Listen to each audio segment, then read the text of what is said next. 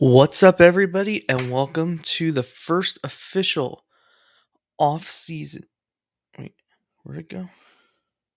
Oh, double. The first official off-season edition. I'm gonna put it on the background of 161st and River. So, I did a post-mortem episode last week that was very, very reactionary. Now, I've been quiet for a week now, obviously. With work and other things. For those who don't know and haven't seen, I accepted a new position over the weekend.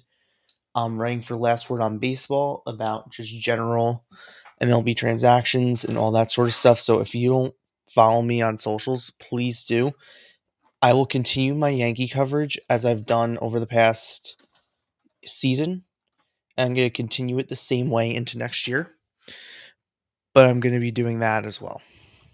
So very cool opportunity there. So this is going to be an off-season episode of what my off-season plan would be, as well as talking about some things that have come up over the past few hours, few days, what have you.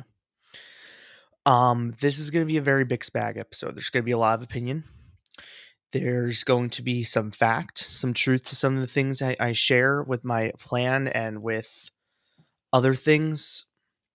And that's part of this, right? I'm also going to break down some of the Volpe injury update and the coaching changes and other things. So yeah, I prepared a lot for this. So we're going to start with the Volpe injury because that's what I have queued up here first. So Anthony Volpe sustained a torn labrum in his shoulder on May 3rd. I was at that game. It looked awful. And I turned to my friend and I said, they need to remove him from this game and they need to get him to a doctor. Well, I guess they didn't remove him from the game. He went on to have, he threw away a double play ball that allowed the go-ahead run to score, the tying go-ahead runs to score. And they lost by 1 run. So that was cool. And from then on, Volpe was never the same. We learned that he had a cortisone shot at the at the All-Star break. He had a cortisone shot in the beginning of September and sat out for that week where the Yankees went 4-1 in 5 games or whatever it was without Volpe. And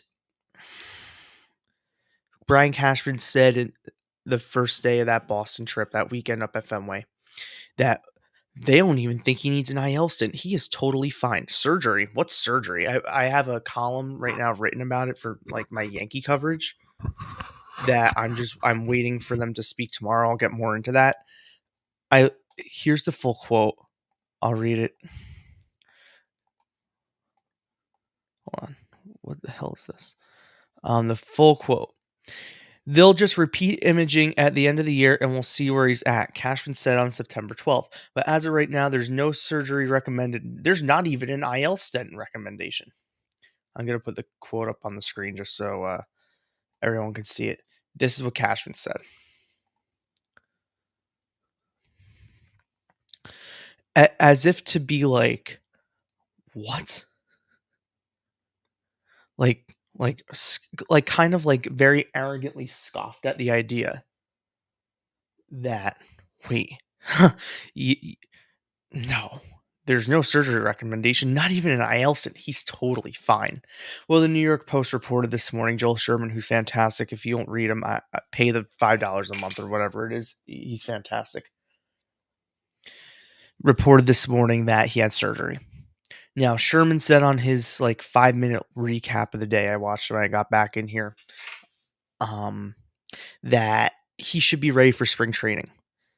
From everything I've heard before that, it sounds like more of June or July. This apparently is not great. It takes, if you read NJ.com today, they pretty much said what I'm saying right now, where it takes 6 months to recover and a couple months to rehab. And, WFAN today, before any of this really came to be, they actually found that Josh Young of the Texas Rangers, an infielder, I believe he plays third base, Had the same exact injury. Other shoulder, he sustained it with lifting weights. He sustained it in February. He didn't return to the major leagues until September. Now, he was also up and down that year, so it's a little bit of a different situation. Everyone heals differently, obviously, but that is something to watch where we could be talking.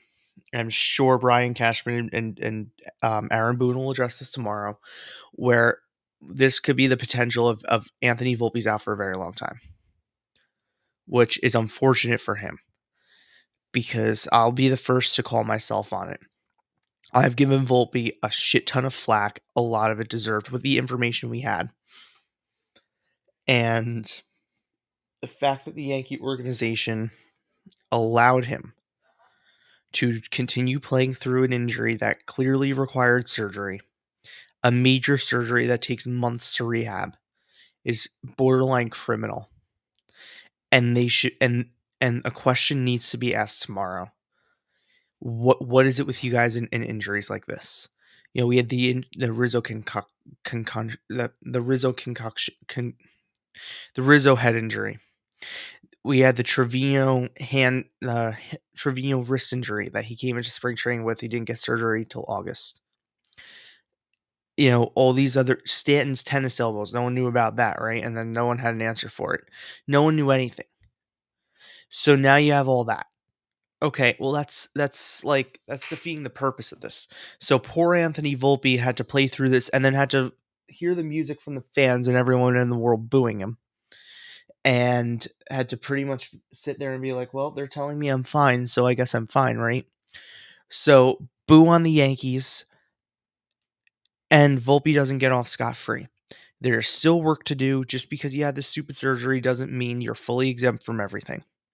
The belief also is that he's had shoulder issues for a while now that might have just been there and they haven't found the need to like go in there, and maybe now they're trying to do the shoulder surgery to alibi other issues.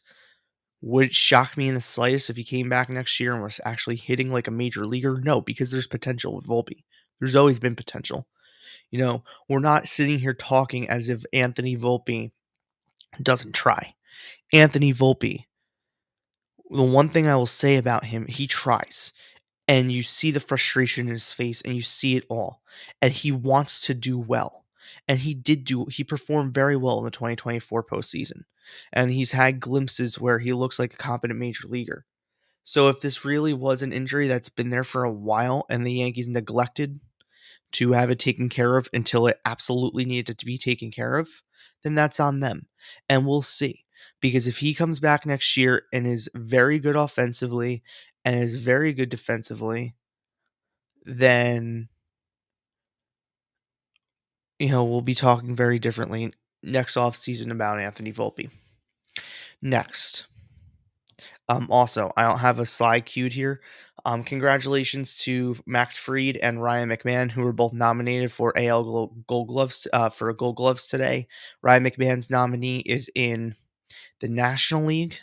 Max Fried's in the American League. So congrats to them. Next, coaching changes. So this came down last night from Andy Martino of SNY. As much as, you know, I don't trust him, I think I trust him on this. The Yankees will be moving on for first base and infield coordinator Travis Chapman. Chapman has been on the major league staff since 2022. He did a lot of the infield development and base running preparations. You might remember Chapman from the incident over the summer where Jazz Chisholm Jr. got doubled off on the pop-up by Giancarlo, and Chapman was reamed in the dugout by Boone. It was at that moment I think everybody knew that if there was a justification for staff revamping, he's gone. So Travis Chapman, he's gone. The biggest change, in my opinion, as of right now, because this could change, Mike Harkey, who's been a mainstay with the Yankees on and off since 2008. He was here from 08 to 2013, and then from 2016 till now, survived the Boone to the Girardi to Boone change. The understanding from Andy Martino is that both him and Chapman were fired, not like parting ways mutually, they were fired. Now, Hark, you know, had a quote to Andy Martino of like, "I wish the Yankees nothing but the best, no ill harm, I love them all." It's the business. Chapman hasn't spoken yet. Yankees Avenue, Dan Rourke of Yankees Avenue did a stream today where he said that a former major league player that was in the Yankee organization that he had ties to said Travis Chapman was pretty much an asshole. So that kind of checks out. And I did a lot of research on this. I'll have a column going up with Last Word on Sports hopefully soon. I filed it 13 hours ago. And they haven't published it for me yet. That broke down some of the infield defense with Chapman, where his first season it was really, really good, and since then it's completely fallen off. They have ranked in the middle of the pack of defensive run save, which isn't, the biggest stat, but we all know the Yankee defense has been very, very poor over the past 2 years. And another thing Chapman does, and John Boy talked about this a little bit, was he controls the running game, the stealing game, something the Yankees really want to do and do a lot more of. And they were the worst, the Yankees were, with getting leads in baseball. So Boone can say whatever he wants with the statistics he thinks he has. This is a fact. So Harkey and Chapman are the first two casualties. Next, I don't have a picture of them, but the Yankees will be promoted minor league hitting coach Jake Hurst to the major league staff as an assistant hitting coach. Pat Rossler will be Pat Rossler, fan favorite, Jazz's favorite, bite buddy, will be moved off the field, I guess, into like a different role within the organization. Pretty much what's going on here. Nothing against Rossler.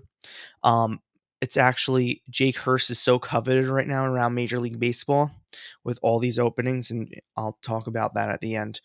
Um, with all these openings around Major League Baseball, that the Yankees said, "Hey, we're going to move you to the staff because we don't want to lose you." I have heard and read nothing but high praise and good things for Nick Hurst. For Jake Hurst, excuse me. I don't know why I said Nick. I've heard nothing but good, which obviously, that's awesome. This seems to be really good. He worked with Volpe when he was at his best. Wells when he was at his best. And when I mean at their best, I mean the best offensively. He's not one of these drive line guys, right? James Rowson is a good hitting coach in my opinion. He came here. The Yankees went from 23rd in runs in 2023 to first and second the past 2 years. And they have been really, really damn good offense over the past 2 seasons under James Rowson. I'll talk about him in a minute. And adding a different voice in there that's a younger guy as Toronto adds to their lead. Is that Jimenez again? That might be. Oh no, that's George Springer. Of course it is. This is good. Change is good. Sustainability is great. But sustainability for the sake of sustainability is not. And if you want to keep Boone because you don't think it was the problem, fine. I can co-sign that. Do I think Boone was the sole problem of why the Yankees did not win the World Series and are not playing an ALCS game right now against Seattle? No. I don't think Aaron Boone's the reason. At all, actually. I think Aaron Boone has actually done an okay job this season. But when you have certain things go awry, the bullpen stunk this year. All right, bullpen coach, you've been here a while. Let's get younger blood in. Let's get someone that Matt Blake likes. Let's get someone that Matt Blake knew in Cleveland here. Or let's get someone from Tampa Bay. Poach one of their guys.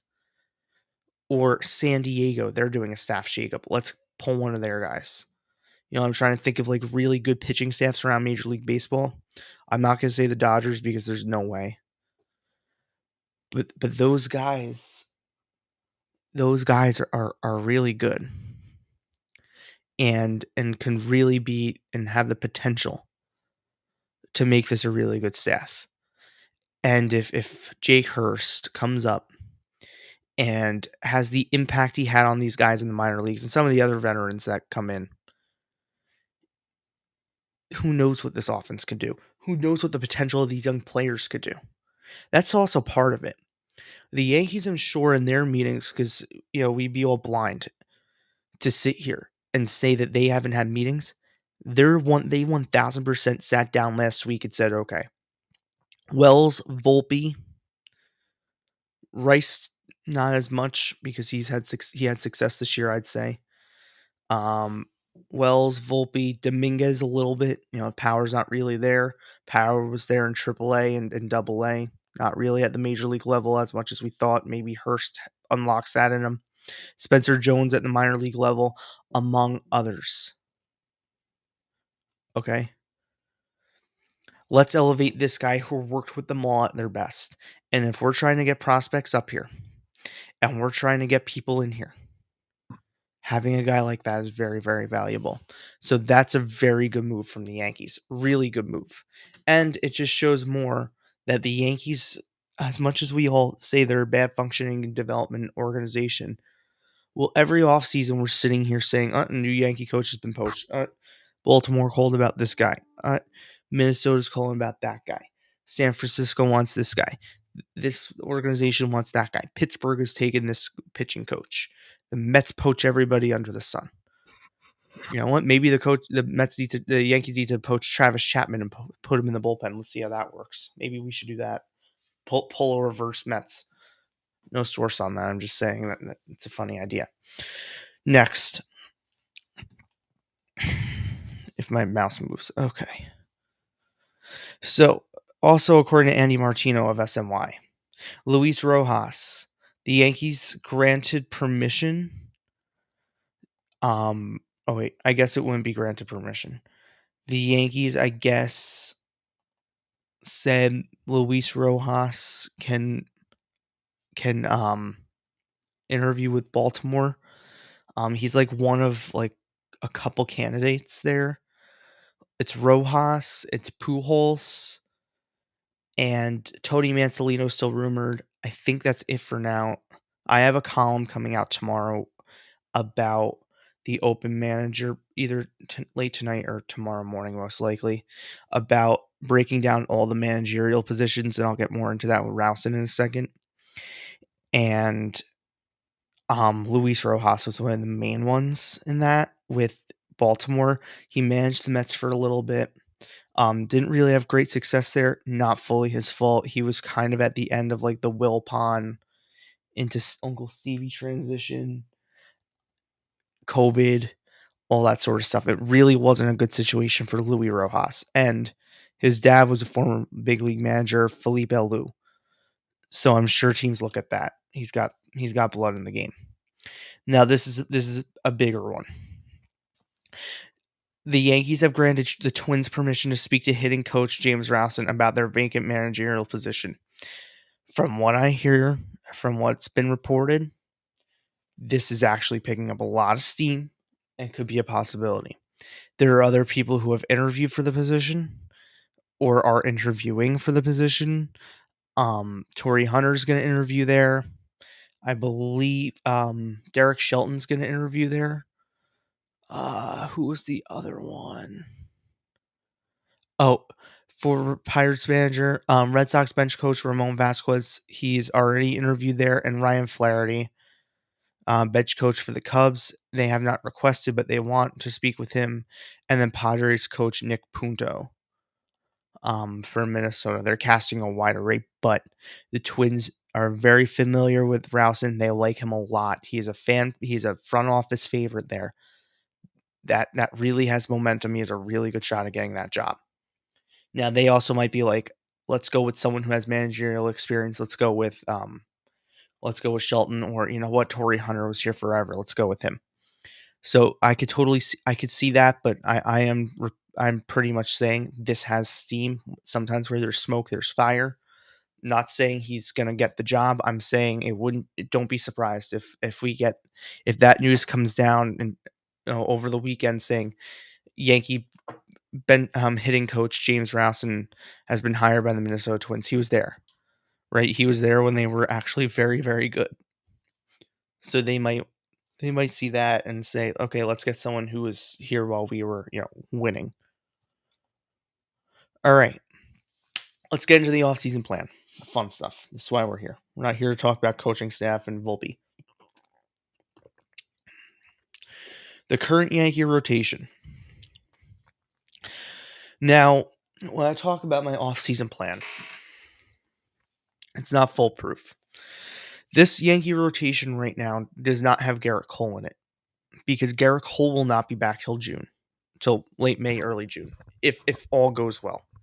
It's a big if because he's on the other side of 30 at this point, and it might take him longer. And let's be real here. We got to temper our expectation with what version of Garrett Cole we're going to get. No, none of us really know. We could get awesome Garrett Cole. We could also get meh Garrett Cole. And maybe we get the kind of Garrett Cole, like the kind of version we got from Louis Teal this year, where it was like good, not great.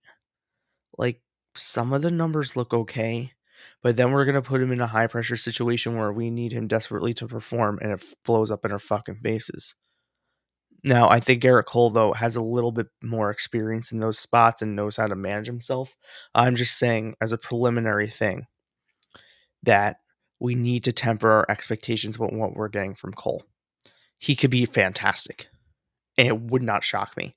He could also suck, and that would not shock me. And I hope he's fantastic, because if you have a healthy Cole, even if Garrett Cole is like late 2024 Garrett Cole, like that would be awesome for this team. And I think that's probably what we're gonna get. That wouldn't surprise me if we got like late 2024 Garrett Cole. That'd be cool. Max Fried, I think, is going to be fine. There was some like speculation, like well, maybe he doesn't bounce back well. He's going to bounce back well. All right. It's not like he failed and didn't bounce back well after all of his years, failing with Atlanta in the postseason. So Max will be fine. He was the ace of the staff this season. Then you have Carlos Rodon. Rodon had a great regular season. He's had horrible postseason numbers for the Yankees. That needs to be watched. It needs to be watched. Then you get Cam Schlittler. I'm telling you right now, Cam Schlittler needs to be on this rotation on opening day, unless he's injured. He needs to be here. He needs to be here forever. I think he's the real deal. There are very, very few people that I can look at and say, all right, this guy's good. Cam Schlittler didn't walk a batter in the postseason, gave up 2 earned runs and 2 starts in the postseason, and was the best starter among the Yankee staff in the postseason. Who would have had that one coming? He has it. I don't know what it is. Who had that quote? It was Garrett Cole, and I agree with Cole. He's got something that like it seems like he just doesn't have fear when he takes the mound. Like he knows he's gonna perform. He looks like Garrett Cole. Like if you do like a side by side, like from a distance, I thought it was Garrett Cole. I was at a bar or a restaurant before one of the postseason games. It might have been game 3 of the wild card. And they had on the screen like a picture of Cam Schlittler like by his side. Oh, it was right after game 3, excuse me. And I looked up quick and I'm like, oh, that's Garrett Cole. Why are they showing Cole? And it's like, oh wait, no, that's Cam Schlittler. So he's going to be a mainstay in this rotation for a very long time if I'm the Yankees, and I kind of have faith in that. Luis Heel, Chris Kirshner of The Athletic, very smartly said they should put him in the bullpen. I agree with Kirsch. Put him in the bullpen. Like, please put him back there. I think that'd be a very good decision for the Yankees, because if he can get his command rate for 1 inning, that might be better than him trying to get his command rate for 6. And then Will Warren, I don't know what you do with him. AAA maybe. if a team asks for him this offseason and you get actual like something like real back for him, yes, I would do it. And the reason I'm saying that is because you're going out and Garrett Cole's coming back and Clark Schmidt's supposed to be in play. And Clark Schmidt was pretty much I don't know if I would go to say Cam Schlittler's better than Schmidt. Clark Schmidt is the epitome of consistency because he normally takes them out and gives about 5 1/3 innings, 3 runs or less on average. He's the epitome. He's consistent. What you see is what you get with Clark. And if he comes back and he's a role player next season, even if he's out of the bullpen, that's a win. So definitely decisions for the Yankees. The other thing, Warren, why I would look to deal him, if you look at his numbers within the division against like real division opponents, and by real I mean he had a bad start against Baltimore early in the season, then kind of even his last start against Baltimore he sucked. And then but Stanton and Judge went nuclear that game and they won. He sucked the whole game. I mean, he was bad. Rockets off the bat, 0-2 changeups in the seat. He was bad that night. He was really bad. That's part of Will's problem. He doesn't keep the ball in the ballpark and is prone to the big inning.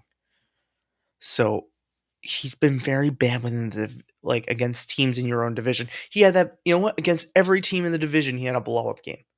He had that Sunday rainy game against Tampa Bay. That was back in May.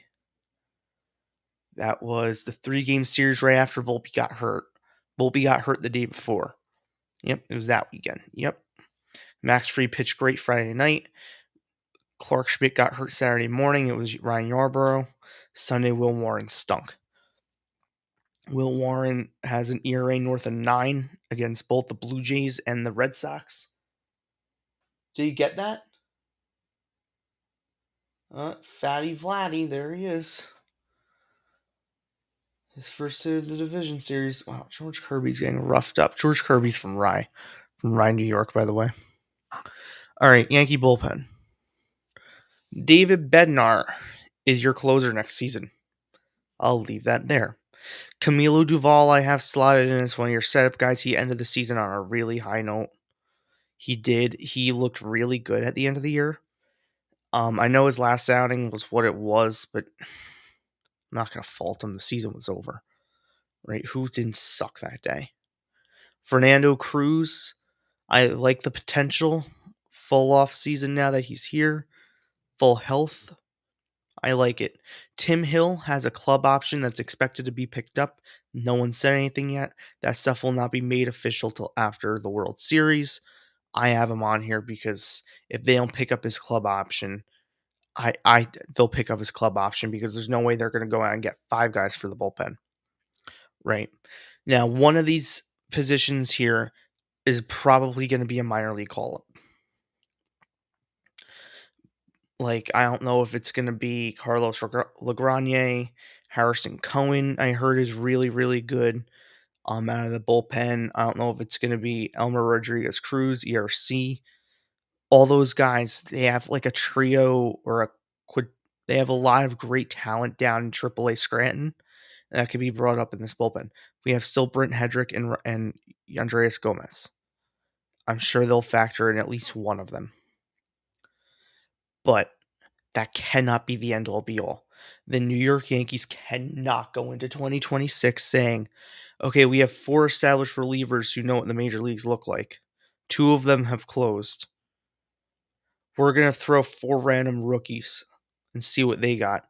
That's a disaster. They need to get relief pitching, and they need high-end relief pitching. No more bargain bid scrap heap. Okay? No more of it. They can't afford to do it. It was great. It was great for a bit to use the bargain bin scrap heap and be like, oh, look, we're great at developing pitching. No, you're the New York Yankees. Go buy the best talent. Robert Suarez is opting out of his contract with the Padres according to belief. Go get him. Go get him. There are going to be other guys. Go make trades. Jojo Romero would be a very good lefty option. I have some options that I'm going to bring up in a second, because we're going to talk about projected players right after I get to this. Here's my position player tree, or not tree. Here's my position player list. Stanton slide as your DH. Wells right now as your starting catcher. Ben Rice will be your starting first baseman. Jazz Chisholm Jr. as of right now is your starting second baseman. I have Caballero at short. There are two reasons. Number one, I think Volpe should be given competition. And number two, because Volpe's probably not starting the season. This is projected position players starting the season kind of thing. Caballero would probably get that position. It'd be him or Cabrera. Ryan McMahon will be at third base. Aaron Judge will be in right, assuming health is health. Jason Dominguez I have slotted in at center. I'm going to talk about Dominguez here for a second. And in left field, I have to be determined, because that could be Spencer Jones, which I'm going to talk about him in a minute, and people aren't going to like what I'm going to say. It could be Kyle Tucker. It could be Cody Bellinger. It could be maybe they actually, say like, we need an actual leadoff hitter with speed. Let's go out and get Stephen Kwan from Cleveland. Could be any of those guys. I don't think I even have Kwan on here, but I'm just saying. And let's go to Dominguez first. I'm going to start with Jason Dominguez, work the way back.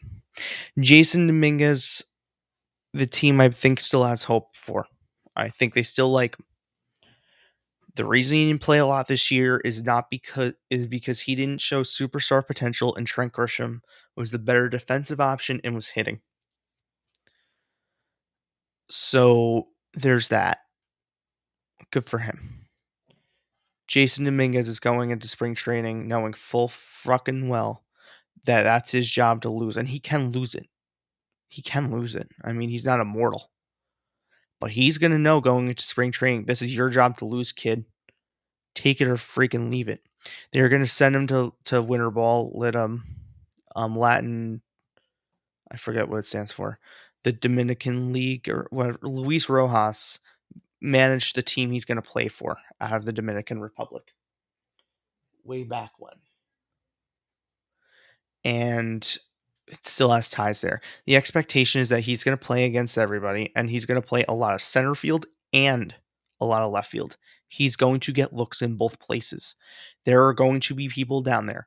They are going to report back to Brian Cashman and his goons and say, this is where he looks best. He looks elite in center field because he can run. And because you have Aaron Judge, who covers ground and right and is a very good right fielder. And then you have, whether it's Kyle Tucker or Cody Bellinger, both are actually pretty good left fielders. You have them in left. That's a good defensive outfield, because Dominguez has speed. He'll be able to cover a lot better in center field. But he needs to get reps. He needs to play every day. He's 23.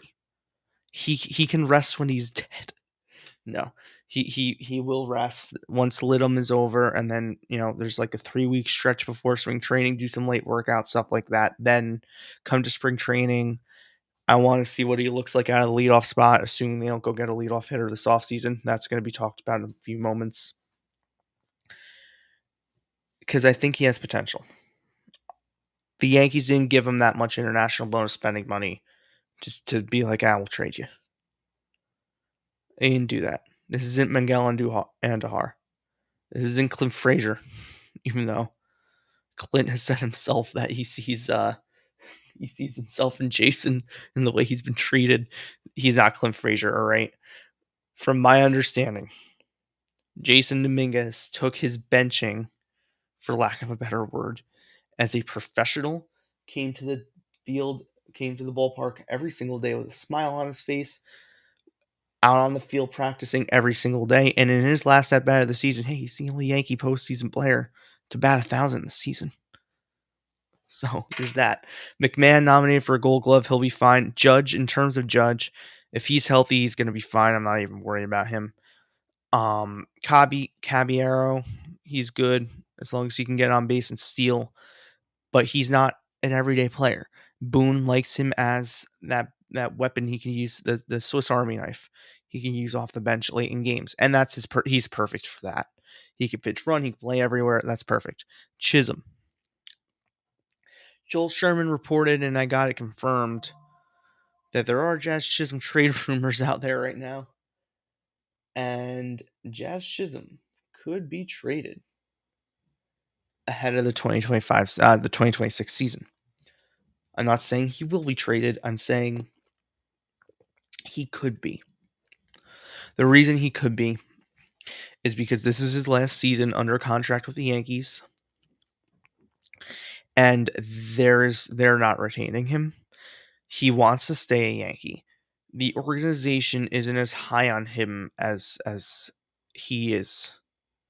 Now that could change. Maybe different coaching, helps that, and that could be part of some of the shakeup. And maybe, he becomes an actual superstar here in New York, and you retain him. You could do that. Oh my God, he's out. They should check because I don't know if he scored. He could be a superstar. Could, not will be. Rice needs to practice hitting. Rice needs to practice hitting against left-handed pitching, use the trajectory machine, and he needs to practice scooping at first base every single day. He can be a competent outfielder and a competent infielder, and if he can scoop at first and be an average defensive first baseman with that bat, and the fact that he can go behind the plate and be a good catcher, a solid catcher, awesome. That'd be great. Austin Wells is one of the best play callers in baseball. He is one of the best defensive catchers in Major League Baseball. And it's an utter shame he didn't get nominated for a Gold Glove today. With that being said, the three people who were nominated are fully deserving of winning that Gold Glove. And there's just too many good defensive catchers in the American League that Wells is on the outside looking in. That's my take on that. I think everyone that got it is deserving. I also think Wells is a pretty damn good catcher. He needs to learn how to hit better. And maybe having Hurst up at the stat will help at the staff. The hit tool is not what we thought. For both Volpe and Wells, we were preached their hitting is above their defense. Both of them, it's been the opposite so far. Let's see if it changes. Giancarlo Stanton, for him, it's health. And to an extent, production. He's getting older. His prime's behind him. Do you look to move him? I don't know if I would because of what he means to you in October, even though he did jack shit this October. Stanton's a tough situation because you can count on him. He's good for at least one IL stint a year. So we'll see. Let's get into some free agent options for positions available. The first one is going to be obvious. It's Cody Bellinger. It's your own guy. Well, this is where I stand on Bellinger. Bellinger might be the perfect fit. He might have had a great year with New York. 580 at bats, 272 average, 29 bombs, 98 ribs, 13 steals, and 814 OPS, and spectacular defense wherever you put him. But is he going to be your best long-term option? Because remember, for Bellinger, it's not going to be, and for any left fielder this side of Spencer Jones, and I'll get to Jones really quick. Jones will not be ready for the season next year. Period, point blank. Everyone's putting him in projections. He's not going to be ready. He was not ready at the end of the year. Scouts have said that. That has been reported. He was not ready to come up last September. That's why he didn't come up last September. There also wasn't room for him last September.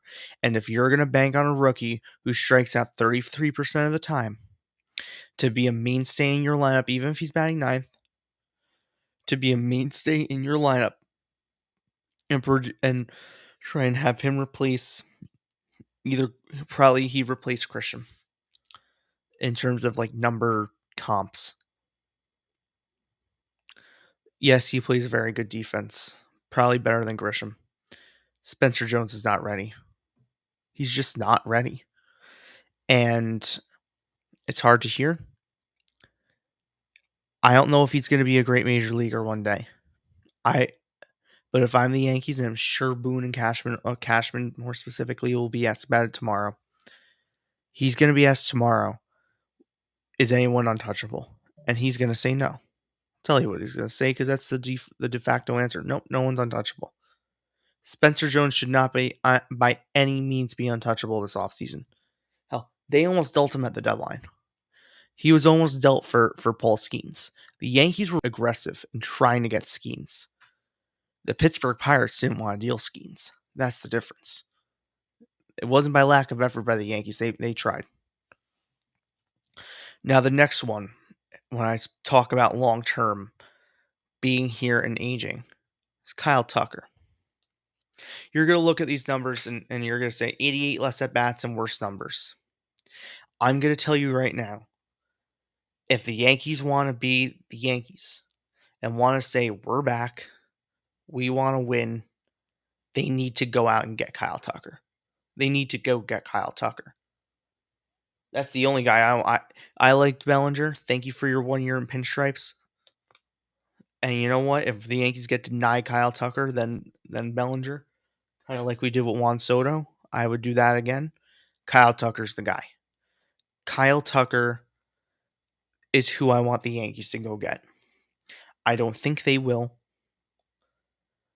I haven't heard much that they will, because he's going to cost more money. And with the new era Yankees, it's all about money and spending and all that sort of stuff. Kyle Tucker's the guy. He had Bruce Levine, who covers all Chicago sports. What's his name? I'm gonna find him on X. Bruce Levine covers all of Chicago baseball for 670 The Score. Really, really good reporter. Really good. I'll listen to him sometimes if the Yankees are playing the Chicago teams. I'll listen to him on the Odyssey app. As I do a lot of times, I scout around baseball, listen to what they're saying about their team. Something big goes down, big signing, big elimination. My dad actually had a lot of fun last week listening to Philly Sports Radio, WHIP, last Friday morning after the Yankees beat the Eagles. The Yankees did not beat the Eagles. After the Giants beat the Eagles on Thursday Night Football, and Philly got eliminated by the Dodgers. He had a field day listening to it. Anyways, he tweeted out earlier today, takeaways from the Jed Hoyer press conference. Cubs are interested in bringing Tucker back. Tucker not sure if Tucker feels the same way. I'll tell you right now, Kyle Tucker will not be back. Kyle Tucker won't be a Cub. I'll tell you why. His Wrigley numbers, he batted 176 at Wrigley with 7 home runs this season and a negative OPS. Now, I'm going to find better numbers because he does the right thing and doesn't pay for X. I pay for X because I like to live stream on X and because I like to be able to type as much as I want in a tweet when I type, because I don't just do X, I do all the platforms. When I go to type on Blue Sky, yesterday I just gave up and just took a screenshot.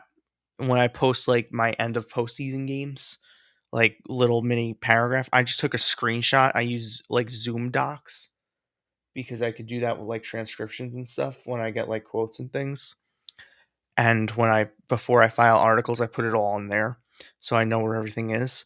I took like just a screenshot and uploaded it. I'm not even dealing with like your stupid font character thing. That's why I pay for X, and even Threads like gives you like the option to do like long form stuff now, which is awesome because I'm able to put it in there.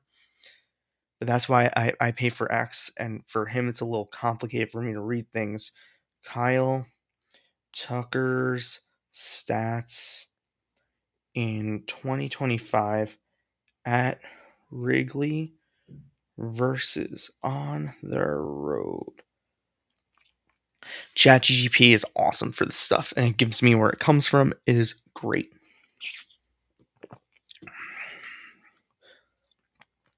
I my family and I make that investment as well because I use ChatGPT all day, every day for research, grammar, and spell check. Okay. In 66 games at Wrigley Field this season, he had a batting average of 236, an on base percentage of 353, and a slugging percentage, this is bad, of 395. 38 strikeouts, 15 stolen bases, 41 walks, 26 ribs, 7 home runs, 4 triples, 8 doubles, and 38 runs scored on the road in 4 more games and like 20 more at bats, 30 more at bats, 34 more at bats. 53 runs scored, 17 doubles, no triples, 15 homers, 47 RBIs, that's a big difference, 46 walks, 50 strikeouts. So strikeouts are a little bit higher on the road, okay. Batting average jumps from 236 to 292. On base percentage is 400, 399. Slugging percentage hikes up to 524. He's a much, much better hitter on the road as opposed to at Wrigley. This is via StatMuse. So sometimes the numbers on the surface are the numbers you need to look into. And the same thing went last year when we had this conversation a year ago or 10 months ago about Cody Bellinger saying he stunk at Wrigley. Left-handed power hitter. Not a great fit for Wrigley. It's the same for Kyle Tucker right now. Not a good fit for Wrigley Field at all, whatsoever. He's not a good fit there. Yankee Stadium, this guy's hitting 40. Lefty pull hitter with that short porch, with his potential, he'd be good here. The other thing to keep in mind, he might not want to come to New York, not because he doesn't want to be a Yankee, but because he's a very calm guy and doesn't love the media and likes to keep to himself, so New York might not appeal to him. He is not a Scott Boras client, important to note. The next, not as high on him as most, but I'm going to mention him. Munetaka Murakami, an infielder. So I don't know. I think he did play left field out in Japan. So we'll see. The numbers have gone down a little bit over the past few years, and there's always that transition from MPB to MLB. But Murakami has been linked to the Yankees for years. Years. I remember when I first started really getting into the business side of baseball, not just fandom, but more so for like a career because I love this game. It was right around the Wanso sweepstakes was the first thing that I remember like going through the motions and like all that stuff on and tracking, following every day. And with that came the Yoshinobu Yamamoto sweepstakes. So I remember hearing Murakami from all the way back then because they played on Team Japan together that year. So Munetaka Murakami has been mentioned with the Yankees. He named 3 teams or something he would want to go to, and the Yankees were like the only East Coast team. Because he grew up like a fan of Hideki Matsui and Masahiro Tanaka. And I'm going to mention both of them in a second. So Murakami is a very good option. But I think the better option in terms of what the Yankees need, I need to preface that. In terms of what the Yankees are looking for right now, the better option for the New York Yankees is Mr. Kazuma Okamoto. So Okamoto would be more of a bench bat, platoon player. He would actually be, as a right-hander, the perfect platoon to Ben Rice. Better defender than Murakami. Better, I think, fit for the Yankees because he's a right-handed bat. I'm going to pull up and I'm going to share my screen in just a second. I actually wrote about Okamoto the other day. For Last Word on Sports, I covered the story of Okamoto the other day. Let me pull this up. Just give me 2 seconds. Media. Share entire screen too.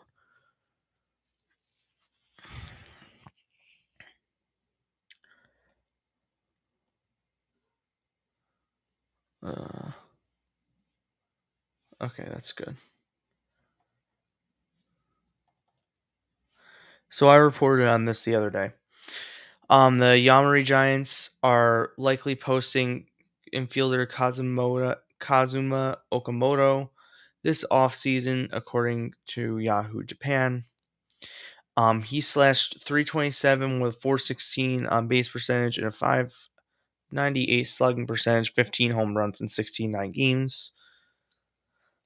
He's a right-hand hitter, pull side power, which doesn't really fit in Yankee Stadium, but could. Over the past few seasons, where did this go?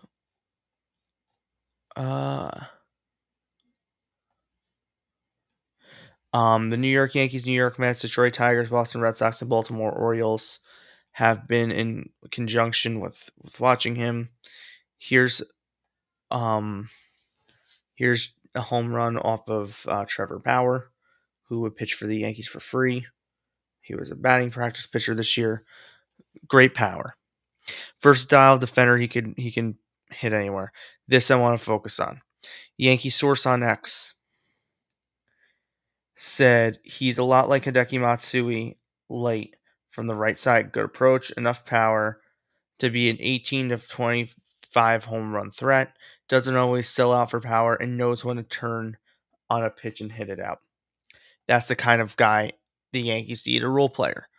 Okamoto, I want more than if I was ranking a list of the talent that I want this offseason. Okamoto would be higher on said list than Murakami, because I think Okamoto fits the team a little bit more. And another incentive, I want the New York Yankees right now to go out and I want them to get a Japanese talent. It's a great market that the Yankees used to have, and I think the Yankees need back. I also think it's cool. I like Japanese players. I like watching them play. And I want them to play for us. I wrote one of my first columns last off season was after Sasaki chose the Dodgers, or after Sasaki said he's not coming to New York. Why Japanese players aren't coming here. I kind of went really, really deep into like Hideki Arabu wanting to come here, obviously Matsui, and I need to mention this. The Yamari Giants have connections to Masahiro Tanaka. That's where he plays now. Masahiro Tanaka is still a liaison with the Yankees. It's the only major league club he has an allegiance to. He loved being a Yankee. He loved it here. And if they reached out to him, and by they I mean GM Judge, reached out to Tanaka and said, can you get into Okamoto's left ear about coming to the Yankees? Tanaka would do it in a second. Hell, Tanaka was there last year when they were in the World Series, posting pictures and how proud he was of everybody. Like, I loved Tanaka. He was one of my faves. I really like Tanaka a lot. The Blue Jays are assaulting them. Pitching. I focused on relief pitching because I don't know what the starting pitching market, or even if the Yankees are going to attack that. If I were the Yankees, I would go out and try and trade for a starter with control. If you have to put all the chips in to go get Skeens, if that's Joe Ryan, who I know the Red Sox like, so it would be in their best interest to go get him before Boston does. I wouldn't trade anything for Tariq Skubal. His agent's Boris. He's going to free agency. I wouldn't give up assets when you can sign him in a year. That'd be stupid. And from the sounds of things, they're going to try and run it back with him. In terms of relief pitching, you might see the guy I have on the screen, Devin Williams. He ended the year fine. He said he wants to come back. And part of my job is to note things and observe things about different people. Hold on. One of the things I observed about Devin Williams is that he was one of two players to stand at his locker room when not at the locker room. He was one of two players to stand outside of his outside of the clubhouse in full uniform. Him and Judge, the only ones after they lost the ALDS and got eliminated. And it was one of the more open and candid press conferences I think we've had from Devin this year, which is great to see. I wrote about last week. Is it worth bringing him back? I think it is. I think it's 100% worth bringing him back. Why not? Why not bring him back? He started off horrible, and he finished the year great. He finished the year not giving up an earned run in the last month and a half he pitched, being high lev dev. If I were the Yankees and it's a reasonable contract and he wants to come back, he pitched here in the postseason and pitched damn well and pitched well in the biggest of innings down the stretch. I would consider it. If you asked me 3 months ago, I would have said absolutely hell no. Tonight I'm going to consider it. Next reliever that the Yankees should look at, Michael Kopech, is going to be a free agent. He pitched in 14 games, 11 innings for the Dodgers this season. He was injured, but he has solid numbers throughout his career, not just with the Dodgers, but with the White Sox. He's certainly worth a look.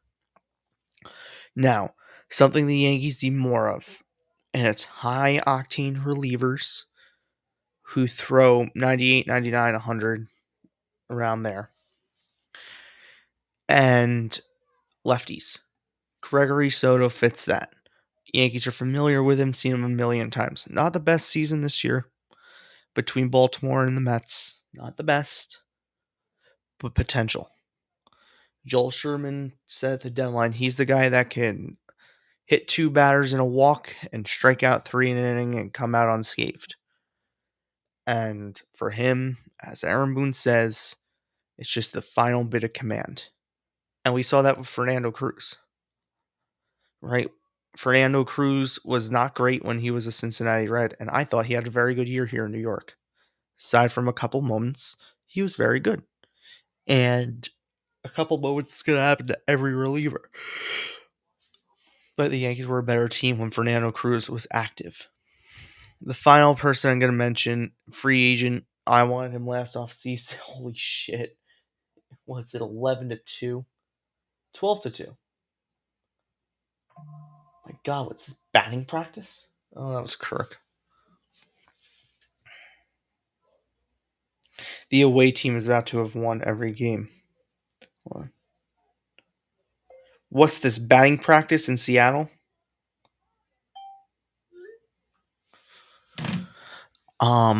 Danny Colum, very good option, I think, for the Yankees. Lefty, solid relief pitcher, had an ERA, 2.30 in 43 innings, strikeout an inning. That's what you want. You want someone like Danny Colum. 55 games, though, and only 43 innings. So they used him for the 3-batter minimum and yanked him. So that's something that the Yankees don't normally do. They did it a little bit with Timmy Hill this year. But Danny Colum, they need another lefty back there. Now, if you did Colum, I would rather Colum over Soto. Going to cost a little bit more, but you need to put your chips in. This is Judge's prime, and we're going to talk more about that. I don't want to wait. I've been on here an hour. I'm not going to sit here and lecture. It's Judge's prime, this, that, and the other. That's for another day. I will do an episode tomorrow. If anything really juicy comes out of this press conference, it's not going to be at 9 o'clock. It's going to be more like 7. I think I could. Oh, wait, no. What time can I do it tomorrow? It might be 9 o'clock, actually. It might just be an impromptu. It's starting when I press send. Yeah, I have a floor meeting at 8 p.m. tomorrow. So, yeah, it'll be at some point tomorrow evening, kind of recapping that. and talking more about this. So I've been on here an hour. This is by far the longest stream I've done in a very long time. And we'll have some long ones this off season when I do the hot stove streams. I'm gonna bring those back this year. Um and yeah. So there's an off season plan this year. Tomorrow or an episode over the next week or so, we're gonna talk about potential trade targets and trade candidates that I want to bring in. Let's be the evil Empire Yankees and let's go win a championship next year. Thank you guys for watching. Have a great day. Go Yankees. And I'm very interested to see what Boone and Cashman have to say tomorrow. Goodbye for now.